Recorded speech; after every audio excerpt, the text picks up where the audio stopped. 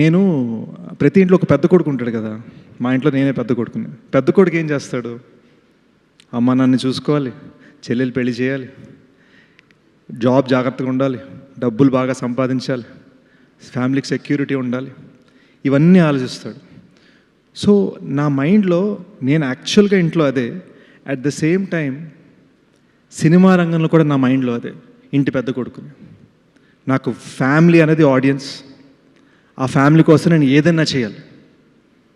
అమ్మా నాన్నది నాతో కొలాబరేటర్స్, వాళ్ళ కోసం నేను ఏదైనా చేయాలి.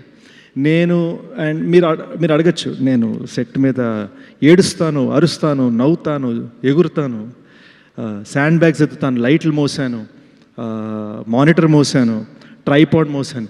పాపం ధనుష్ వేరే షార్ట్ పెట్టుకుంటే ధనుష్ చేత ట్రైపాడ్ మోయించాను, జనరేటర్ మోసాను. నేను చెయ్యని పని లేదు. దీనికి రీజన్ ఏంటంటే మన ఫ్యామిలీని చూసుకోవాలి, ప్రాణం పెట్టేయాలి. వేరే దారి లేదు, వేరే పని రాదు, వేరే మెథడ్ తెలియదు. So by God's grace thrillers అన్నారు, మంచి స్క్రిప్ట్ సెలెక్షన్ అన్నారు. నాకు స్క్రిప్ట్ సెలెక్షన్ అంటే ఏంటో తెలియదు. నాకు ఇక్కడ ఒక బఫే అయితే లేదు, ఇలా ఈ స్క్రిప్ట్ అనుకుంటా. నా దగ్గర బఫే లేదు. నాకు ఉన్నది ఏంటంటే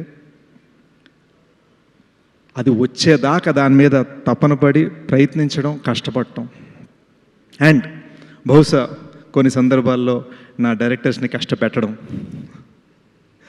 కానీ ఫస్ట్ టైం థ్రిల్లర్ స్పేస్లో కాకుండా ఒక లవ్ స్టోరీ చెప్పాలనిపించింది.